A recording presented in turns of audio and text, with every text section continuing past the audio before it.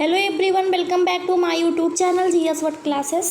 आज हम वाक्यांशों के लिए एक शब्द पढ़ते हैं। हिंदी का टॉपिक है जो आरो में दिया गया है। तो सबसे पहले देखते हैं अंकुश। तो अंकुश किसे कहते हैं? तो हाथी हाँकने के छोटे भाले को जो है अंकुश कहा जाता है। और जिसे कहा ना जा सके उसे क्या कहा जाता है? तो उसे आकथनीय कहा जाता है। जो पहले गिना जाता हो उसे अग्रगण्य कहा जाता है। जिसे जाना ना जा सके उसे अज्ञेय कहते हैं। जिस स्थान पर कोई ना जा सके उसे अगम्य कहते हैं। जो कभी बूढ़ा ना हो उसे अजर कहते हैं। जिसका कोई शत्रु ना हो उसके लिए शब्द है अजात शत्रु। जो जीता ना जा सके उसके लिए शब्द है अजेय। जिसका दमन न किया जा सके उसके लिए अदम्य है। धरती और आकाश के बीच का स्थान को क्या कहा जाता है? तो अंतरिक्ष कहा जाता है। हठ पूर्वक किया गया अनुरोध को क्या कहा जाता है? तो आग्रह कहा जाता है। आगे देखते हैं। आवश्यकता से अधिक बरसात हो तो उसके लिए शब्द है अतिवृष्टि। बरसात बिल्कुल न होना तो अनावृष्ट हो जाएगा। इंद्रियों के पहुँच से बाहर तो उसे अतीन्द्रिय या इंद्रिय अतीत, ये दोनों शब्द यूज किए जाते हैं। सीमा का अनुचित उल्लंघन के लिए अतिक्रमण शब्द का यूज करते हैं। जो बीत गया हो उसे अतीत कहते हैं। जो मापा ना जा सके उसे अपरिमेय कहते हैं। जिसकी आशा ना की गई हो उसे अप्रत्याशित कहा जाता है। जो प्रमाण से सिद्ध ना हो सके उसे अप्रमेय कहा जाता है।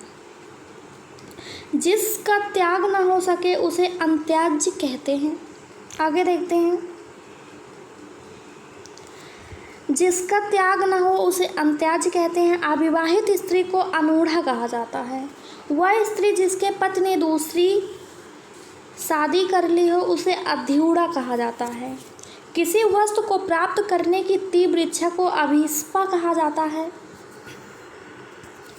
जो पहले कभी ना हुआ हो उसे अभूतपूर्व कहते हैं। फेंक कर चलाए जाने वाला हथियार को अस्त्र कहा जाता है। हाथ में लेकर चलाए जाने वाला हथियार को शस्त्र कहते हैं। जो अब तक से संबंध रखता हो उसे अधुनातन कहते हैं। जिसका कोई आदि प्रारंभ ना हो उसे अनादि कहते हैं। आगे देखते हैं। गुरु के पास रहकर पढ़ने वाले को अंतेवासी कहते हैं। पहाड़ के ऊपर समतल जमीन को आदित्यका कहा जाता है। जिसका जन्म निम्न वर्ण में हुआ हो उसे अंत्यज कहते हैं। जिसको लाघा ना जा सके उसे अलग कहते हैं, अलध्य। कम ज्ञान रखने वालों को अल्पज्ञ कहा जाता है। जो इस लोक का ना हो उसे अलौकिक कहते हैं। परंपरा से चली आई कथा सुनाई गई बातें को अनुशीलित कहा जाता है। जिसके आने की तिथि निश्चित न हो उसे अतिथि कहते हैं। कमर के नीचे पहने जाने वाले वस्त्र को अधोवस्त्र कहा जाता है। जिसकी बाणी द्वारा वर्णन असंभव उसे अनिर्वचनीय कहा जाता है। जो बिना अंतर के घटित हो उसे अनंतर कहा जाता है। जो इंद्रियों द्वारा जाना ना जा सके उसे अगोचर कहते हैं। आगे आने वाले के लिए शब्द आगामी है। अंडे से जन्म लेने वाले को अंडस कहा जाता है। जिसका कोई दूसरा उपाय न हो उसे अनन्योपाय कहा जाता है। आगे देखते हैं। अन्न माता से उत्पन्न भाई को अन्योदर कहते हैं। पलक झपकाए पीने के लिए शब्द है अनिमेष या निर्निमेष। जिसे बुलाया ना गया हो उसे अनाहूत कहा जाता है। जो ढका हुआ ना हो उसे अनावृत कहते हैं। जो दोहराया ना जा सके उसे अनावृत कहते हैं। जो दोहराया ना गया हो उसे अनावर्त कहते हैं। जो ढका हुआ ना हो उसे अनावृत कहते हैं। महल का वह भाग जहाँ रानियां निवास करती हैं तो उसे अंतःपुर कहा जाता है। जो विधान के अनुसार हो उसे अवैधानिक कहते हैं। जिसका किसी से लगाव या प्रेम हो उसे अनुरक्त कहा जाता है। जिसका उत्तर न दिया गया हो उसे अनुत्तरित कहा जाता है। जो अपने स्थान या स्थिति से अलग ना किया जा सके उसे अच्युत कहा जाता है। जिसे टाला ना जा सके उसे अटल कहते हैं। जो कभी न आया हो भविष्य में उसे अनागत कहा जाता है। आगे देखते हैं।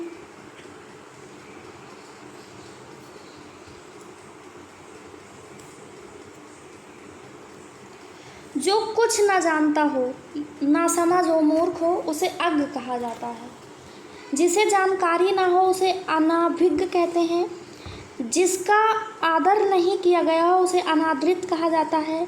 जिसका मन कहीं अन्यत्र लगा हो उसे अन्यमनस्क कहा जाता है। जो धन को व्यर्थ खर्च करता है उसे अपव्ययी कहते हैं। आवश्यकता से अधिक धन संचय न करने को अपरिग्रह कहते हैं। जो भोजन रोगी के लिए निषिद्ध हो उसे आपत्य कहते हैं। जिस वस्त्र को न पहना गया हो न जोता गया हो खेत, तो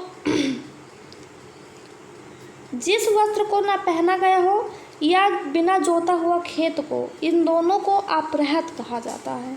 जो कम बोलता हो उसे मितभाषी कहा जाता है। जिसे सूंघा गया हो उसे आग्रह कहते हैं। जो धन से संबंध रखने वाला हो उसे आर्थिक कहा जाता है। आशा से बहुत अधिक को आशातीत कहा जाता है। शीघ्र लेखन की कला को आशुलिप कहा जाता है। जो तत्काल कविता कर सकता हो उसे आशुकवि कहते हैं। किन्हीं घटनाओं को तत्काल कर्म से किया गया वर्णन जो है उसे इतिवृत्त कहते हैं। जो इंद्र पर विजय प्राप्त कर चुका हो उसे इंद्रजीत कहते हैं। जो इस लोक से संबंधित हो उसे इहलौकिक कहा जाता है। जो इंद्रियों को बस में रखने वाला हो उसे इंद्रजीत कहते हैं। जो इंद्रियों को मुंह से बाहर हो, जो इंद्रियों के पहुँच से बाहर हो उसे इंद्रियातीत कहते हैं। जिसकी इप्सा या इच्छा पूरी की गई हो उसे इप्सित कहते हैं। उत्तर और पूर्व के बीच की दिशा को ईशान या ईशान कहते हैं। जिसे साधा ना जा सके, जो बस में ना आ सके, इसके लिए असाध्य शब्द का यूज करते हैं। जो बिना वेतन के कार्य करता है उसे अवैतनिक कहते हैं। जो व्यक्ति विशेष कारण हेतु विदेश में रहता है उसे अप्रवासी कहा जाता है। मूल कथा के अंतर्गत आने वाली कोई दूसरी कथा को अंतः कथा कहते हैं। किसी देश के अंदर होने वाला अंतर्देशीय उसे अंतर्देशीय कहा जाता है। जिसके पास कुछ ना हो उसे अकिंचन कहते हैं। जिसका कभी जन्म ना हो उसे अजन्मा कहते हैं। जिस पर आक्रमण ना किया गया हो उसे अनाक्रांत कहा जाता है। पर ऊ से बनने वाले देख लेते हैं शब्दों को, वाक्यांशों को। पर्वत के पास नीचे की तलहटी भूमि को जो है उसे उपत्यका कहा जाता है। जो ऋण से मुक्त हो गया हो उसे उऋण कहा जाता है। आगे देखते हैं।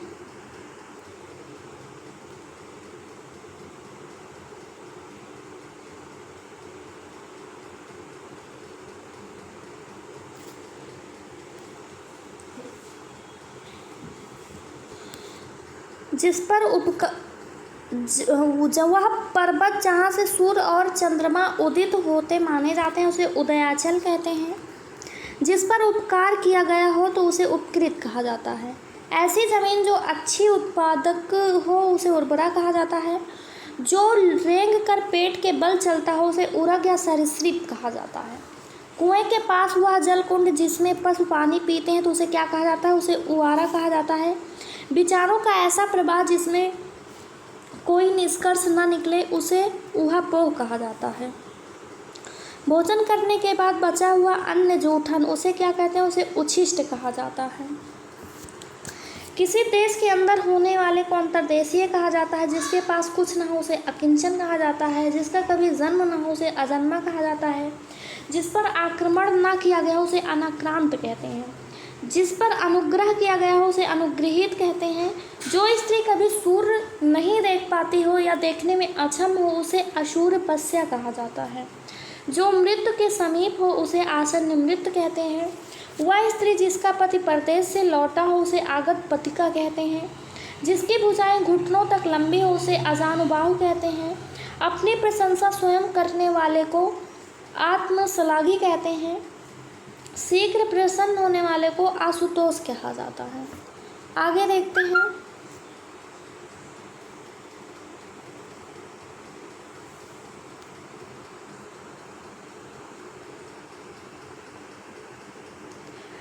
ऊपर की ओर उछाला हुआ या फेंके हुए को उच्छित कहते हैं। ऊपर आने वाला या श्वास अंदर खींचे जाने वाले श्वास को उच्छ्वास कहते हैं। ऊपर की ओर जाने वाले को ऊर्ध्वगामी कहते हैं। अद्योपांत आरंभ से लेकर अंत तक को अद्योपांत या आतिथ्य कहा जाता है। पाँव से लेकर सिर तक आपादमस्तक कहा जाता है। जो अतिथि का सत्कार करता हो उसे मेज़बान कहते हैं। दूसरों के हित में अपना जीवन त्याग देने को आत्मोत्सर्ग कहते हैं। जो बहुत क्रूर व्यवहार करता हो उसे आततायी कहते हैं। जिस पर आक्रमण किया गया हो उसे आक्रांत कहते हैं। जिसने आक्रमण किया हो उसे आक्रांता कहा जाता है। जो केवल एक आँख वाला हो उसे एकाक्ष कहते हैं। सांसारिक वस्तुओं को प्राप्त करने की इच्छा को ऐसड़ा कहा जाता है। इंद्रियों से संबंधित को ऐन्द्रिक कहा जाता है। इस लोक से संबंध रखने वाले को इहलौकिक कहा जाता है। ऐन्द्रजालिक यानी कि इंद्रियों को भ्रमित करने वालों को ऐन्द्रजालिक कहा जाता है। जो उपनिषदों से संबंधित हो उसे औपनिषदिक कहा जाता है। Thanks for watching GS What classes. अगर वीडियोज़ अच्छी लगी हो तो हमारे चैनल को सब्सक्राइब करें, वीडियोज़ को लाइक शेयर कमेंट ज़रूर करें। धन्यवाद।